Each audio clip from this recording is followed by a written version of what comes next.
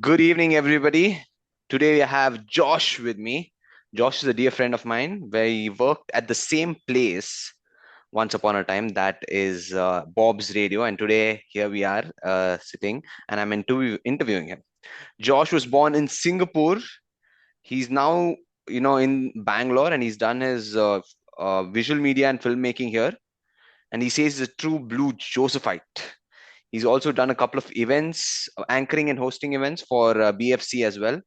So today we'll find out more about why he chose anchoring, why he's also called the stud of Bangalore, and more about him. Right.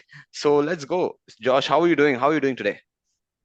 I am doing great. It's a real pleasure to be here. I don't know about that start of Bangalore, but well, we'll see. I have quite a few nicknames. I've never heard of that one before. Firstly, I'd like to thank you. Thank you for coming here, and thank you for being kind Thank you and so much for patient inviting as me. well. Thank you for inviting me. So, Josh, could you tell me why did you actually choose, emceeing or hosting? So actually, it's a funny story because anything is something I never thought I'd have the talent or the aptitude for. It's something that I developed over time. So when I first started out, I was working in the behind the scenes of radio. I was working in production side. I was working on the editing side of things. I was working, in fact, I was even working at spreadsheets and stuff like that in the past when I was doing internships. So I never really thought of myself as an MC. Uh, my first real experience with like listening to MC and stuff like that, it's been in the past. But my first real experience being like in studio and just listening to other MCs was with Radio One. I don't know if you know me, Alistair Murtaza from Radio One. No, no, He's no. a yeah, relatively famous anchor on his field. So, anyways, I struck up with him. I learned a lot from him. He is in many ways a lot of the he's one of my inspirations. Of course, I have quite a few inspirations. I watch a lot of Joe Rogan actually. So when it Okay. comes to podcasts, I watch a lot of Rogan. I watch a lot of Peterson as well, John Peterson, and a few other people. Not necessarily like political podcasts, but people who speak well, who understand the depth and the versatility of the topics that they're speaking on, and who can deliver things in a fascinating way, who have like really interesting guests on board. That's what really gets me to this field because I really love media and I really love content creation. So when it comes to MCing, when I first did my first crowd, that was crazy, that was wild. Because to me, uh, hyping up the crowds, amping them up for the first time was a very foreign experience. I felt like I hadn't done it before, like with smaller crowds, but like a big one, legit, that was something else. Okay. So, which was your first event? Which was this event that you're talking about? My first event will always save me for the rest of my life. It was a BFC fan, okay? Okay. And the three all-star guests were Sunil, yeah, would be, it would be Sunil Chetri, it would be Ryan Williams and Denise Venkatesh. Yeah, I see we have a lot in common. I think I've told you this.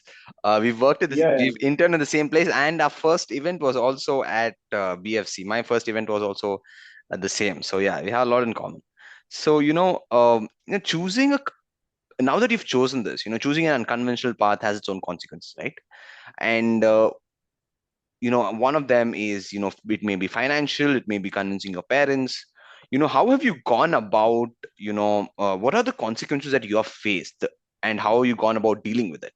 This may be the financial, or it may be otherwise as well, whether it be your parents or anything else. So what are the consequences that you have faced, and how are you dealing with it? so my parents have always been relatively supportive of me for most of my life. When I do make bad decisions, they always keep telling me, just going out, just fucking up your Josh, don't do that. But whenever I do something that I'm passionate about, whenever I do something that I'm engaged with, they're always in my corner. I always appreciate for them for that. But when it comes to the financial aspect of things, anything is difficult getting off the ground. So if I were to advise any one of your audience to get into this business, you basically have to have the context first. You have to have the experience. You have to know exactly what you're doing and what you're getting into before you get into it. Don't take a plunge right there in the deep end. Like a lot of people are like risk takers. Even if you're a risk taker, don't take the plunge immediately. Okay, do it like an kiddie pool. Don't go off the deep end. Always understand that this is a certain business. Everything you have to understand the business intimately before you get into it. Anything is no different from any other business. You have to understand, how to conduct yourself. You have to understand how you dress, how to speak, how to engage the crowd, how to understand how to deal with things that things go wrong. It's a difficult business in its own right. Okay. Especially, yeah, presenting in general. Sorry, Yeah, especially? presenting as well, not just emceeing, but presenting in general. Okay. So, I mean, that's very nice that you have, really supportive parents. I'm sure that helps a lot, right? So, how have they been supportive? Could you, delve a little bit into that? So my parents, it's mainly just moral support and emotional support, really. It's not financial support. I wouldn't do that. I wouldn't impose them on that. But yeah, so it's mainly just like I would say the biggest thing is what support, letting me stick around the house and just letting me do my own thing. Let me kind of explore my boundaries, explore my various endeavors at my own pace. And of course, I give them a cut. I always do that. I try and always take up a little bit for them. So it's useful in future for them. I like to give back to them. That's nice. That's nice. I remember my first event as which I hosted, which was a really small gig for BFC soccer schools, right? I was very nervous, right? And I realized that what you have in your mind, you need to be very quick and say it out with your mouth, right? Or you need to speak that out, make announcements very quick. And I was very anxious, and I saw a lot of pressure. So how was in terms of anxiety, how was your first event like, and how do you usually handle pressure in general as well? So initially I felt a bit crazy when I was doing the first event because for me, as I said, it was getting into the deep end, plunging right there into the abyss. So when I thought about it, I realized that I was overthinking. I realized that I was putting too much pressure on myself to do everything perfectly. I realized, it's okay to make a few small, minor mistakes as long as it doesn't impede the actual event. And at the end of the day, you know what? I would hard on myself from day one. Because the thing about any creator is that you are your biggest critic, right? Yeah, that's true. More often than not, you are your biggest critic. Anyone who knows you very well is going to be your critic. And of course, you know yourself very well. That's like completely Yeah. cuckoo banana. So yeah, so that basically uh, getting through all of the various challenges of the event for like time management, understanding how the flow of the event is going to be conducted. Because it's like any other big event. There's a certain flow about how things have to go, but if they don't go according to plan, you have to basically improvise. So something I am quite good at is improvising. So when something goes badly, I don't really buckle under pressure, even when it's really bad. I'm not like bragging anything about like that, but I'm just saying, I have the ability to not buckle under. So I can kind of focus on what's important and what's in the zone right now. So you said I'm you're just really happy good in at that. you said you're really good at improvisation, right? Could you tell us how did you actually get pick that skill of improvisation, and how do you handle that pressure? Like if you could get dwells into a little bit about the improvisation skill aspect. So the way I see it, right, there are people who are good at improvisation, people who are good at bullshitting, and there are people who are not good at it. Okay, some people can learn how to be good at it. Some people can learn how to be very good at improvisation, and more often than not, you don't have to basically improvise all the time. It's good to have a certain formula, it's good to have a certain structure in place. I would only recommend you improvise if you have gone too far away from the script. This goes for any kind of job. Like I know I'm being broad and I'm giving all these little tidbits here and there, but basically I'm trying to basically put you into the zone, put you into the mindset of what I'm talking about. Right? So you have to basically understand exactly how to improvise and how not to improvise. Sometimes it's the time to improvise, sometimes there isn't. I'm improvising right now. Smart. That's smart. But I've also realized uh, in order to do anything, right? Yeah, Having a very clear mind especially is important. How do you uh, absolutely. how do you go about having a very clear mind, especially with your mental health and stuff? So when it comes to the topic of mental health, right, the most important thing is not let yourself get beaten down by failure. If you let failure continuously drag you down, that is what will impede you in the future. If you continuously let yourself fall into the cycle of I failed, so I'm going to beat up on myself, then I'm going to fail again, and then I'm going to do it again over and over and over again. It becomes a cycle, it becomes a vicious cycle, and you can't ever escape that. So the most important thing is to understand that you have to be your own cheerleader. You have to be your Yeah, own I cheerleader. think If you're that's not your own absolutely cheerleader, even if you have no one else in your corner, you have to basically be that person who is the rock. You have to be your own staff. You absolutely have to be your own cheerleader. That's absolutely. the most important thing. It But doesn't feel. apart from that, it is mind, body, and soul, right?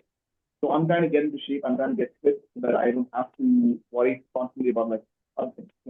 Because if you're fit, if you're in a good shape mentally, physically, emotionally, whatever, all that stuff, everything will come naturally. Everything will follow in that tone, in that way. Because anything is actually grueling work sometimes. Sometimes you're at the event, you're doing it for like 8 hours, maybe 10 hours, and you have to always be on your feet. Sometimes you have to be talking to people, you have to be interacting with people, engaging with the crowd constantly. You have to always have a smile, of course. You have to always be Yes, positive. obviously. You can't allow yourself to feel tired, right? I catch myself sometimes wanting to yawn, or sometimes wanting to just put my head down for a moment, and I can't do that. Yeah, absolutely. Absolutely Yeah. not. Yeah. So I have to be constantly on guard. So that's one aspect of things. Now, it feels like I'm talking to a 35-year-old. That's the amount of knowledge or insights that you're providing. But yeah, moving on. To the space of commentary. I mean, obviously, there are a lot of commentators, right? And it's very important, or a lot of commentators are hosts, right? It's very important to, uh, provide something extra. That's always one question that I'm sure that you have. So, Yeah. what is it the X factor that you bring into the table? What is it that you tell yourself that, in order to, differentiate between the rest, what is the X factor that you bring in? So the thing is, I haven't done a lot of commentary on my own. But when it comes to anything, when it happens in like a sports match or something like that, if I do have to provide commentary, I keep it relatively brief. Brevity is the soul of it. Okay. Never let anyone tell you that you should just talk and talk and talk and talk. Don't do that. Just keep it brief, keep it simple, speak to people's hearts, understand the audience very intimately. If you know that, then that's the X factor basically. Because a lot of people can actually gab, a lot of people can speak very, very at length, but for most people that doesn't work for them. Not because they can't do that. They can absolutely do that. The problem is whenever you talk about topics that you are not familiar with, Yes, yes, absolutely. happens to me sometimes. I'm sometimes given like a blank sheet. I'm sometimes given like no prior warning about how the event is going to go, or something like that. I'm just dropped in like that. So I have to figure out how things are going to go. I have to basically do some on the spot calculations and memorizations and just make up things sometimes. So when it comes to that, I just keep it simple and I speak to what I know. I speak to what I'm familiar with. Because even if I feel like I'm the smartest person in the room, I'm probably doing it. Okay, so the short answer to that is probably, instead of, trying very hard to extra deliver, just sticking to what you really know and doing that You the can't best. please everyone, but the best way to please everyone is to just speak to them, speak to what they think they want to hear. I'm not saying you just lie or whatever, but basically, when you understand your audience, you understand what you want to hear, right? If you have a general audience, like say you have okay, I'll give you an example. So you have like a corporate event, but this is for a high-end, like high-scale event. Say, people who are upscale, people who are like expats, people who are travelers, people who like high-end culinary events, stuff like that. Or they're very super fans. Then you have to market towards them in a way different.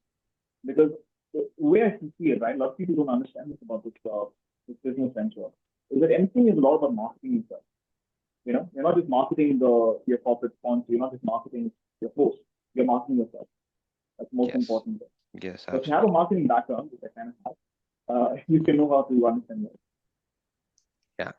And so when it comes to personal branding, I think, obviously in today's world, social media, obviously, personal branding is very important, right? Be it on Instagram or on LinkedIn. How do you go about, your personal branding on social media platforms? How do you go about with that? So I think it's a mix of both social media and conventional and traditional media. So when it comes to a lot of my clients, when it comes to a lot of people who want to get me to gigs, I do have to basically engage with a lot of traditional, conventional contacts. So it's not just social media. Social media is actually a little bit overrated. Oh, And you. I do mean that Yeah. sincerely. It's a little bit overrated because the thing is, when you market yourself on social media, right, one of the issues is that you will eventually inevitably encounter the fact that you are basically pigeonholed. You're pigeonholed into certain kind of like a very small circle. It's called bubbles actually, like your bubble on social media. You don't really venture out of it. So in order to break from that bubble, you have to basically be a little bit more traditional. Sometimes. Okay. It depends on your social media profile actually. Mine is relatively scant. I'm trying to build it over time. So when I do get there, it will probably take over the traditional side of reach out to people directly. But why do you, I mean, this is quite a different answer that you're giving, right? Yeah. I know, I mean, obviously we know social media, especially Instagram, is being used to monetize, creators and stuff like that. But why do you Of say course, it's, man. sorry? No, no, continue. You're saying why do you see it? Why do you say it is, that you depend more on traditional media and it's mostly of a bubble of sorts? Oh no. So I'm basically speaking for myself. So what works for one person doesn't work necessarily for the other. What works for the Fair. group doesn't work for the other. So for me personally, I found more success when it comes to traditional contacts, when it comes to traditional methods of ways to reach out to people. Because when it comes to social media, to me, I think Instagram's algorithm is a little bit funky. Okay, Instagram's algorithm is a little bit strange. It's a little bit odd because the algorithm constantly changes per month. So what is trending and what is currently going viral is not going to stay that way because the algorithm is like 15 seconds. You know, it changes so drastically that it's its own ecosystem. So you have to basically figure out how to do it. And some people are the apex predators of the ecosystem. Some people are just like so free. And you can never let yourself get consumed by that, by the way, because it's very difficult to actually. Yes, Sometimes absolutely. the algorithm controls you. You know, it Yeah, becomes your life. yeah, yeah. You fell That into it, and happens. you don't have any other out. You know. Absolutely. Yeah. Yeah. Yeah, so it's a very interesting perspective though. That's really nice that you put Yeah. it on the table. Now that you're in this field, and I'm sure you see yourself doing this, right, for quite lot of time. How do you, see yourself in the next, 5 to 10 years? Where do you, I mean, do you want to go to star sports anchoring? Because that's what most people want to do, So what do you really, how do you see yourself in the next 5 to 10 years? I see myself going in many different directions. Yeah. Because to be very honest with you, anything is something that I initially started off as a passion for. It's not something I did because I thought, okay, this is going to be my full time job. It's going to be my full time employment. Because if you see like a lot of other MCs, right? They don't limit themselves to being MCs. They often diverge into becoming podcast hosts. They diverge into becoming Yes. producers, RJs, DJs, whatever, what have you. So they don't just stick to being an MC. I mean, of course, you know as well in Yeah. Bob's radio, right? Yeah. No one who's just there in one role, right? You always take on multiple roles. And it comes to any radio station, comes to any kind of podcast as well. So I don't see myself in this. Emceeing is something that is becoming very dominant in my life, and it's actually where I'm getting a lot of my revenue from now. But it's not necessarily something that will always be dominant 5, 10 years from now. I have plans, but I can't speak into them intimately until I figure out exactly what I want to do in the next year. Okay, So I'm focusing on the short term, right, not the long term. I think that's actually good. A lot of times we just, y- uh, you know, it's also just important to enjoy what we're doing right now. And I think, yeah, Yeah, yeah, live in the absolutely, moment, man. Live in the moment. Because if you absolutely, don't live in the moment, right, you can't appreciate it. A lot of absolutely, people they have these wild, grandiose, black ass dreams. I want to do this in 10 years. I want to get married in 10 years. I want to have kids in 10 years. I want to have this car. I want to get this car on lease. I want to get the 2 BHK apartment or something like that. So a lot of people have these dreams, but then things happen in their lives and they don't it doesn't pan out and they're just left there, kind of in limbo, and that's a problem for them. So the way I absolutely. see it, right, I was a long-term person. I thought in grandiose terms. I'm not saying this is a bad thing. I'm saying you can keep on holding to them, but always try and stay focused on what is in front of you. Don't miss the calls for it. Absolutely, absolutely. Any dream events that you want to do? Anything like that? Anything big that you really have?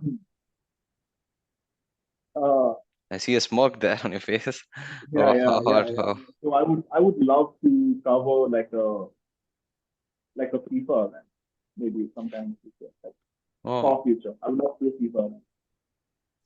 hopefully you'll do that Just a one day. FIFA, or maybe even like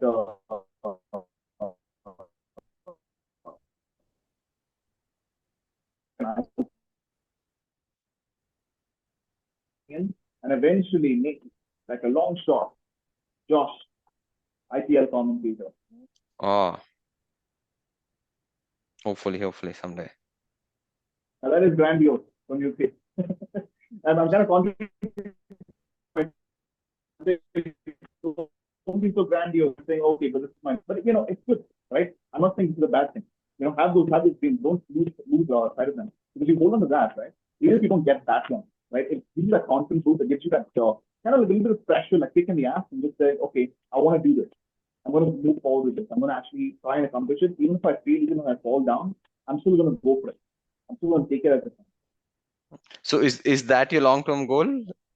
IPL commentary, One of my long-term goals. It's something I would love to do.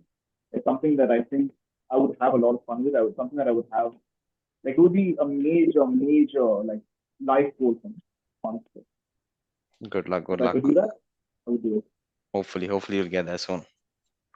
When it comes to taking creative aspect, another side of it is finances, right? So how do Absolutely. you Big one. how are you currently handling your finances, and what is financial independence for you? Wow, you go straight to the throat, huh? Some people like I feel like you're my lawyer or something. No, so basically when it comes to finances, right? You should basically have a financial package where you have something that is stable, right? You have an anchor. You know what an anchor is? Like I'm not talking about like a little anchor. I'm talking about like an anchor that basically roots you in a certain place, and that way you have a secure system where you can constantly have a revenue flow that keeps coming in every single month. If you have Yes. that, that is very good. I don't actually have that at this very moment, but I'm working on it. And I do have something that is relatively stable, so it's not very bad for me. And I can have stocks and savings. I won't get into too much of that because it's a little bit Yeah, I see. complicated. Yeah, But yeah, that is where I am right now. I'm still but it's looking for that anchor, but I can't even find it. but it's good, at least. I mean, for the time being, you have something going on, and that's very nice. Overall, Absolutely, Gavin. i- as you Absolutely. progress, how would financial independence look like? Do you have a goal saying that you need to reach an X amount of, X amount monthly? Do you want to earn that, or do you want to, have a, do you It's want not to have? necessarily about specific amount. Like, I think when it comes to finances and stuff like that, what I'm mostly looking for actually is the ability to kind of build on my successes. It's like a cumulative effect. If I'm earning a certain amount per month, I won't just give you like a specific number. I say if I'm earning, say, a certain amount, like I don't know, 50 lakhs or whatever, like per year, 50 lakhs per year. Then cumulatively over time, I can use that to invest in other ventures. I can use that to maybe say start up a podcast. I can use that to say finance like my travel. I can go to different places. I can meet with different people, start up other business ventures. And don't necessarily have to do with this business that I'm in right now. But that is a long-term goal of mine. It's sort of like it's like seed venture, seed capital. That's what I mean. Ah. So where do you see yourself traveling? Where do you want to travel? Do you have any, places in mind that you've always wanted to go? Well, and eventually, before I pass on, I would like to see all of India. I haven't really been to the Northeast. I would love to see the Northeast. But beyond India, I think I would love to go to Japan. Japan, I know it's like Ah. very cliched. Like all Indians these days kind of want to go to Japan. Anime, you have like sushi, anime, the crazy like cities, smart cities, all that stuff, very high tech. But like that's just the stereotype. I want to go into like smaller villages. I want to kind of explore all of Japan. I just want to explore like Kyoto, Tokyo. I want to go to the smaller villages. I want to experience a lot of Japan's culture, just soak it in. That's one aspect. That's one thing that I have in as long term. Nada, you seem like a traveler. I mean, is that another hobby of yours? I mean, I was born in Singapore, as you know, so I've been all around the southeast. I've been to Malaysia, for instance. I've been to Hong Kong. I spent like 3 years in Hong Kong, 2 3 years, yeah, 2 3 years there. And I've been to China, in fact. This was back before China was like a giant. Right? This was in 2008. So China was just up and coming back then. People would have said China was on peer with India back then. Now people are saying India is a new China. We have to wait and see for that. But I have high hopes for India. Yeah, absolutely. I And mean, besides China, I've been to Vietnam, I've been to Australia, even Indonesia. And I think the best place I would recommend a lot of people go to for their honeymoon, just like holidays, they have kids. Take them to this little island called Pulau Ubin. Sorry, Pulau Ubin. Pala Ubin. Pulau Ubin. Pulau Palau. Ubin. It's Palau? Pulau Ubin. Yeah. No, Palau, the food But Palau? your pronunciation may vary. Your pronunciation may vary. You can pronounce it however you want. Just don't offend any of the locals, but you'll be fine. Just fine. It's a very beautiful place. It has like a lovely climate. It has like great food, great experiences. It's basically like a resort island. You know, Okay. it's the epitome of the Pacific kind of Pacific Asia Pacific area. You know, Okay. so you have a lot of great experience there if you want to go there. Honeymoon. Okay. That's nice. You're giving me major travel goals, though, I must tell you. Yeah, sure. Now, to close this podcast off, Josh, could you tell me how did you, practice, and what are the tips that you would probably give to young upcoming commentators, anchors, MCs, hosts? How did you practice, and what tips would you give? So the most important thing is to watch and read as much content as possible, absorb as much content as possible. Because if you understand content on an intimate level, anyone can be a content creator, but not a lot of people can be a successful content creator. Not a lot of people can get there into the market when it's past its prime. Because a lot of mediums are dying these days. I don't just mean like traditional media, I mean like a lot of mediums, even television, radio, traditional literature, for instance. They're not necessarily going to die out completely, but they are dying. They're stagnating, you know? And stagnation is almost worse than death because it's like a slow death. It's a death by a thousand cuts. So as any content creator, just familiarize yourself with what the content that you love. Because if you understand content that you love and you can share that passion with other people, you can share that love, that massive passion that you have for any project that you have, any topic that you have, you can go anywhere you want. And you don't even have to be like a wonderful speaker. You don't have to be a fantastic speaker. You just have to have the content.